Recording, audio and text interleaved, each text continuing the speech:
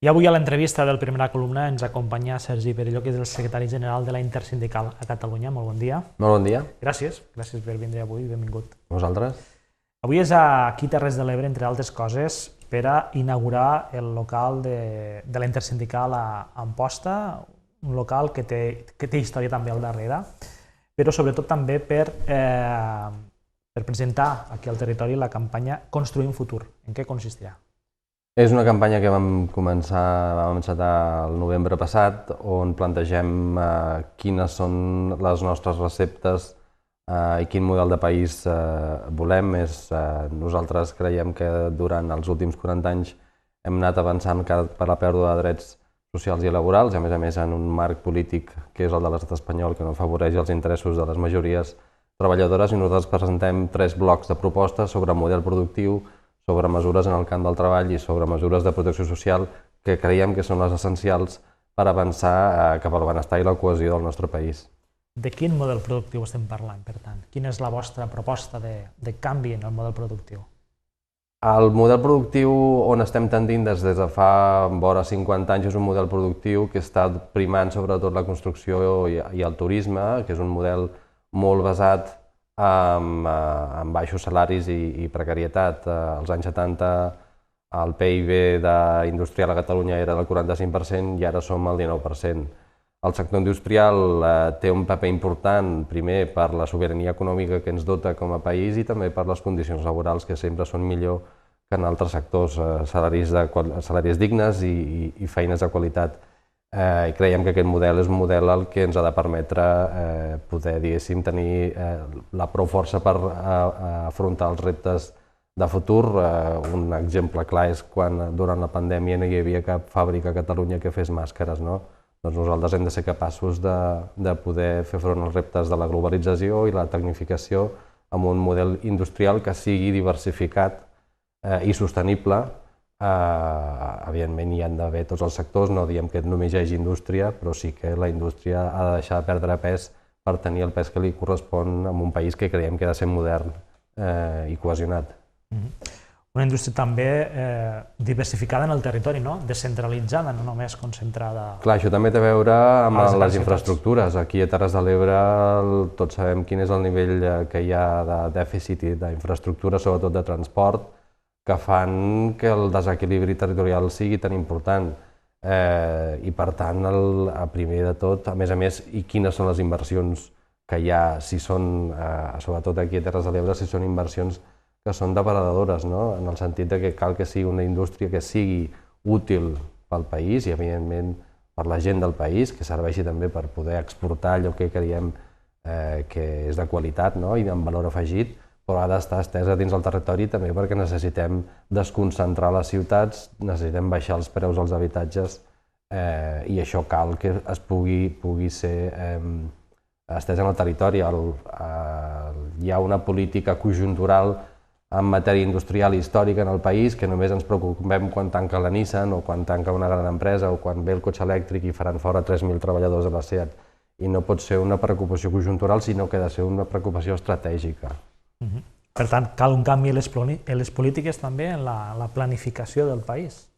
Primer de tot, hem de tenir en compte que com a Catalunya no tenim gaires competències ni capacitat legislativa, tenim un marc polític i social advers, que és el de l'estat espanyol, i ja sabem com es gasten, i el que necessitem és tenir eines per decidir quin futur volem en totes les matèries, des del camp industrial fins a la llengua, no?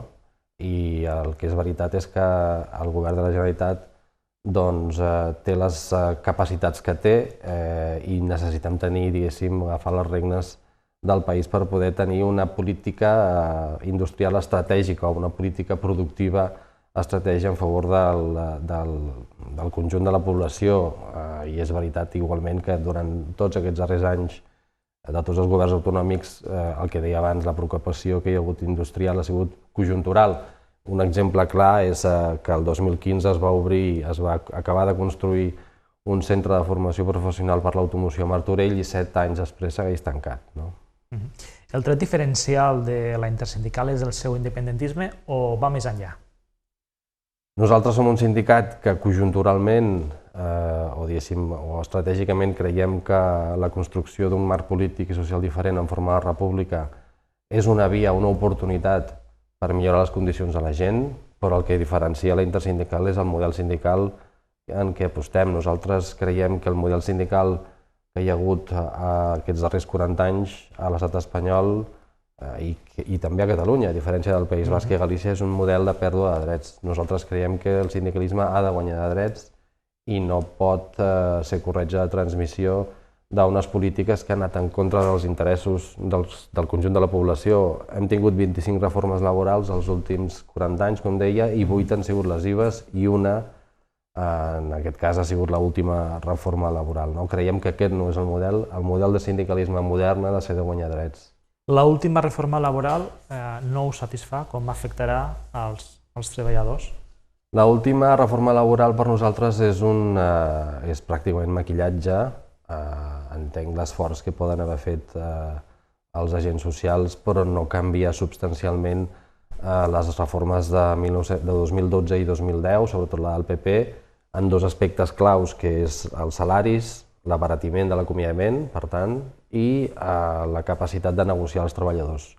Un exemple clar és que cada cop és més barat acomiadar-nos, això no ho han tocat, ens poden acomiadar per 20 dies per any treballat, abans era 33, anteriorment eren 45 dies per any treballat, i un element que ens amoïna molt és que no es recuperi l'autorització administrativa per tancar empreses. Una empresa qualsevol pot presentar-se allà i pot tancar l'empresa, i abans hi havia autorització administrativa.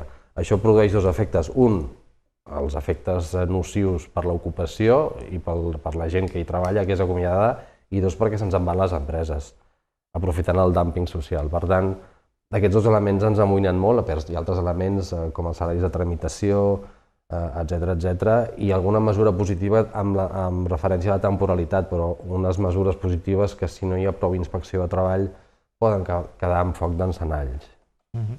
La fragilitat amb la que es va aprovar aquesta última reforma laboral us preocupa, que sigui reversible, que fins i tot sigui pitjor si hi ha un canvi de govern?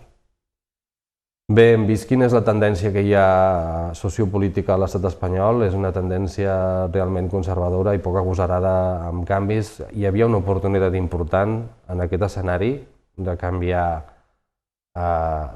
una legislació que és tan lesiva pel conjunt de la població, perquè és una legislació que acaba, diguéssim, desmantellant el teixit productiu.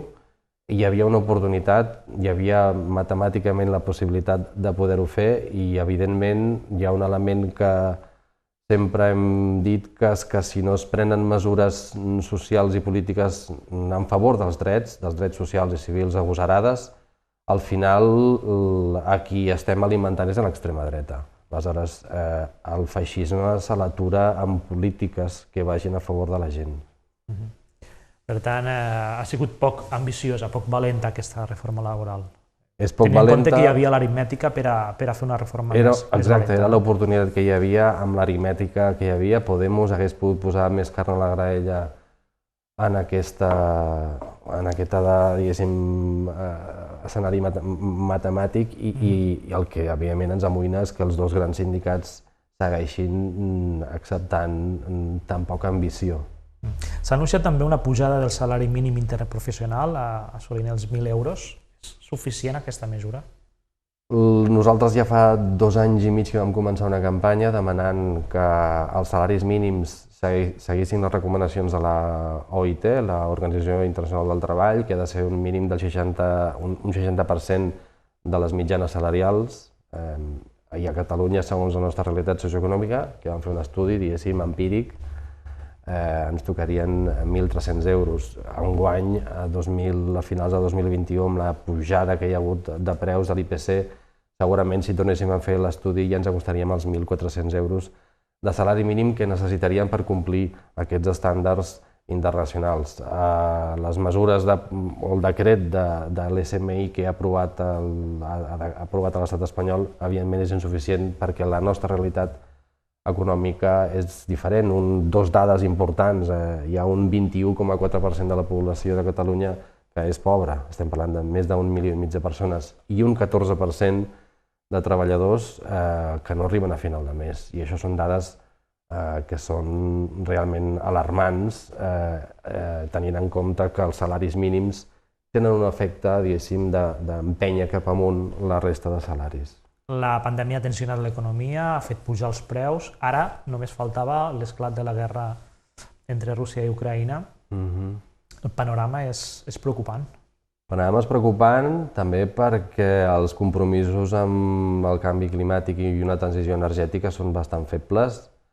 Evidentment, hem de tenir en compte quina és l'estructura, diguéssim, econòmica, social i política de l'estat espanyol, que és bastant d'oligopolis, i només ens faltava, evidentment, el conflicte pel gas entre Estats Units i Rússia, que ha portat a la lamentable invasió d'Ucraïna per part de Rússia, però el que no pot ser, evidentment, és que tenint la riquesa que tenim a nivell mundial depenguem dels interessos de certs grups monopolístics energètics i a nivell internacional que acaben afectant les nostres vides fins a acabar amb guerres com la que estem veient ara mateix.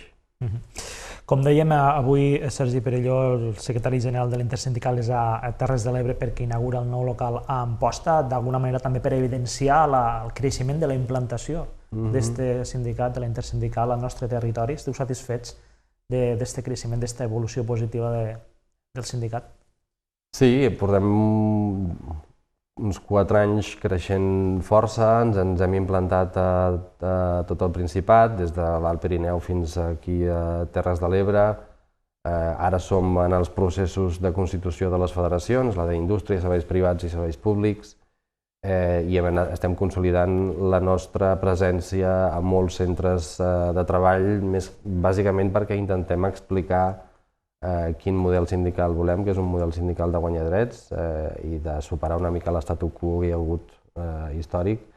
I evidentment sí que estem satisfets, a més perquè tenim la capacitat ja de produir i d'enviar un missatge de quin model de país volem, que és el que estem fent avui aquí. El local d'Amposta porta el nom de Virginia Amposta, que era una sindicalista víctima del franquisme. Què podem explicar de Virginia Amposta?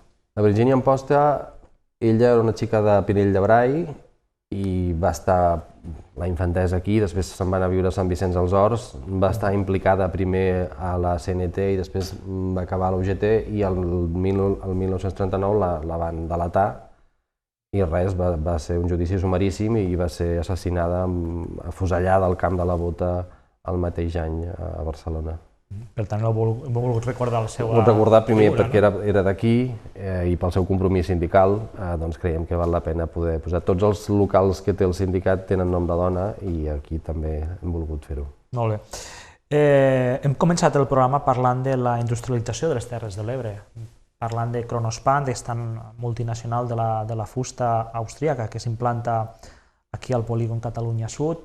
Ahir, amb la visita del president Pere Aragonès, va quedar palès la necessitat de construir un ramal ferroviari per a connectar aquesta gran indústria amb el corredor del Mediterrani. Hem parlat també abans de la necessitat de construir infraestructures al territori per afavorir aquesta industrialització, no? Sí, tots sabem quina és la mancança que hi ha aquí d'infraestructures, sobretot ferroviàries. Aquí els trens passen de llarg, no?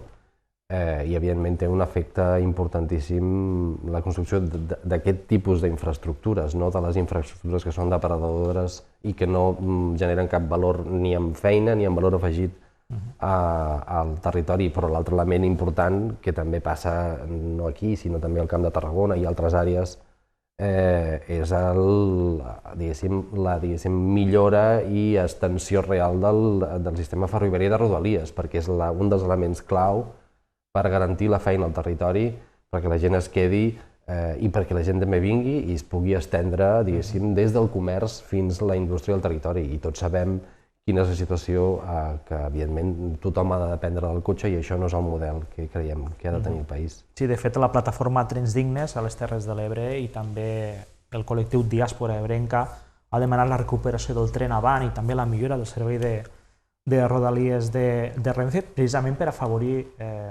un element nou com és el teletreball, que sembla que ha vingut per a quedar-se, no? Sí, aquí tenim un altre element que ens afecta, que és que la poca capacitat que tenim de decidir aquestes infraestructures. Bàsicament vam veure què va passar quan van tancar la línia de Lleida fins a Pont de Suert, que al final vol intentar-ho gestionar Ferrocarrils de la Generalitat de Catalunya. Però no podem estar depenent sempre de que una empresa estatal decideixi el que decideixi. Si ens hem vist, aneu mirant-vos totes les estacions que hi ha pel voltant d'aquí, no sé, jo soc de Vila-seca, a la Vila-seca hi ha l'estació, és una casa fantasma, i així gran quantitat de pobles. Aquesta desinversió afecta moltíssim a tot arreu i cal que hi hagi, primer perquè genera ocupació i l'Estat ha de proveir i ha de donar ocupació.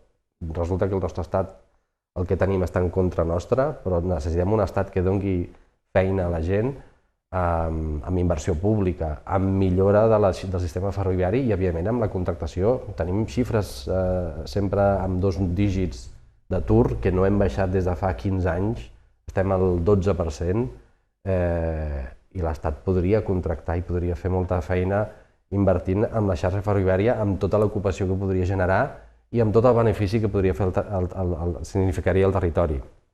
Però ens trobem amb la discrecionalitat de l'Estat en aquest aspecte i que hauríem de tenir les eines nosaltres perquè aquí a Terres de l'Ebre tinguéssim una xarxa ferroviària de rodalies pròpia que garantís la cohesió, diguéssim, social, econòmica i industrial.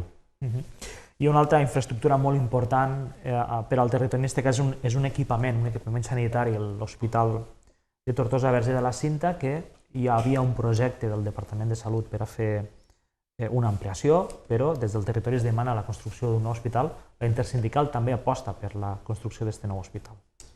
Sí, evidentment, pel que sabem, les dificultats que hi ha hagut d'accés en aquest edifici d'aquí de l'hospital cal millorar-ho, però té molt a veure també amb quina ha sigut la dinàmica d'aquests, bàsicament des de la crisi de 2008, on es va instal·lar, diguéssim, la doctrina i l'ortodòxia neoliberal de retallar i a intentar avançar cap a la privatització de tots aquells elements, infraestructures que són públiques, com és la sanitat i l'educació, però la sanitat que és un element cabdal de la nostra societat i té a veure amb això, amb la reversió de les retallades i també té a veure amb que nosaltres com a país tinguem capacitat de recaptar i gestionar els nostres recursos. I, evidentment, ha de ser una prioritat del govern d'aquest país aquesta mena d'infraestructures i, en aquest cas, aquí a la Tortosa, a l'hospital, que és la millora que garanteix, perquè tenir infraestructures sanitàries, en part de qualitat, és el mateix que tenir infraestructures ferroviàries de qualitat. Assenten el país, el cohesionen i fan que es dinamitzi el territori i l'economia. Demaneu la reversió de les retallades en sanitat, també en ensenyament. Hi ha convocada una vaga per a 5 dies de vaga, de fet, per a este proper mes de març. 6 al final. L'Intersindical dona suport a la convocatòria. Nosaltres hem convocat la del 23 de març perquè creiem que és molt greu l'intent de desmantellar el sistema d'immersió lingüística a l'escola. El sindicat considera la llengua com un dret social al mateix nivell que la resta de drets econòmics i socials i culturals de la nostra societat, al mateix nivell que els drets laborals. Nosaltres volem que la llengua surti de l'intent de folclorització i menysteniment que han estès altres agents. Nosaltres creiem que té el mateix nivell i per això nosaltres convoquem una vaga contra la sentència del Tribunal Superior de Justícia per això. I també donem suport a la vaga dels 5 dies de vaga, la resta de 5 dies, bàsicament perquè s'arrosseguen un seguit de retallades en l'educació que van aparellades amb les retallades que hi ha d'haver a sanitat dins el sistema educatiu que cal anar revertint. Evidentment, influeixen 2 elements. Primer, quina és l'actitud del govern o del Departament d'Educació i després, per altra banda, quina és la nostra capacitat adquisitiva, quina capacitat nosaltres tenim de gestionar recursos que com a país autonòmic, com a autonomia, són limitats.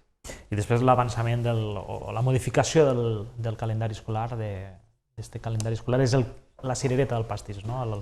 La gota que ha fet vessar el got. Sí, s'ha magnificat molt el tema del calendari, però és només un dels elements que hi ha hagut, que segurament el tema del calendari és una qüestió que es pot debatre i es pot tractar amb el govern i amb tots els agents socials, però bàsicament crec que caldria, diguéssim, altres maneres d'intentar arribar a acords o comunicar les coses perquè fossin més fàcils i més senzilles. El debat ha de ser, diguéssim, possible a través del diàleg, i el diàleg ha de ser més fluid. La sensació és que falta el diàleg. Pel que fa al tema de la immersió lingüística, el compliment d'esta sentència, el govern podria fer més? Hauria de fer les coses de manera diferent? El govern podria fer més. Jo crec que caldria també més suport i més consens a la resta d'agents socials i polítics en aquest aspecte. L'altra cosa és que, avaluant quin ha sigut el trajecte d'aquests últims anys, des del 2017, amb tota la repressió, que estem arribant a 4.000 persones represaliades, al 155, valorar quina és la capacitat que té el govern de poder actuar en una decisió del Tribunal Superior de Justícia. Evidentment, és una responsabilitat col·lectiva, tant del govern com de la societat, poder fer més passos per defensar. Per això estem fent aquestes mobilitzacions, per això farem la vaga. Sí que creiem que cal una mica més ambició en la defensa de l'escola en català. Sergi Perelló, secretari general de la Intersindical a Catalunya. Gràcies per vindre avui a les Terres de l'Ebre, gràcies per ser avui en directe a la primera columna i fins la propera. Bon dia. A vosaltres.